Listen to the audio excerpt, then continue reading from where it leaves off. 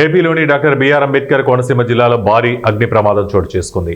రాయవరం మండలం చెదురుపాక సావరం వద్ద బాణాసంచా తయారీ కేంద్రంలో ఈ పేలుడు సంభవించింది. పేలుడు దాటికి ఒక్కసారిగా మంటలు చెలరేగాయి. ఈ ప్రమాదంలో 6గురు సజీవ దహనమయ్యారు. కొందరికి తీవ్ర గాయాలు కాగా వారిని చికిత్స నిమిత్తం ఆసుపత్రికి తరలించారు. అగ్నిమాపక సిబ్బంది ఘటనాస్థలికి చేరుకుని మంటలను అదుపు చేసి సహాయక చర్యలు చేపట్టారు. అయితే ప్రమాదంలో కొందరికి తీవ్ర గాయాలయ్యాయి. వారి పరిస్థితి విషమంగా ఉన్నట్లు తెలుస్తోంది.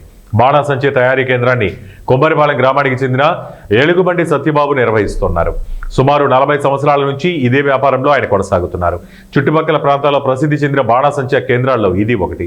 బాణాసంచా తయారీ కేంద్రంలోని అగ్ని ప్రమాదం ఘటనలో 6గురు సజీవ దహనం కావడంపై ఏపీ సీఎం చంద్రబాబు నాయుడు దిగ్భ్రాంతి వ్యక్తం చేశారు. ఘటనపై అధికారులను అడిగి వివరాలు తెలుసుకున్నారు.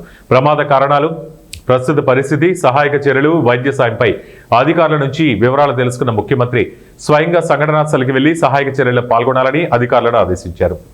గాయపడిన వారికి మెరుగైన చికిత్స అందించాలని ఆదేశించారు.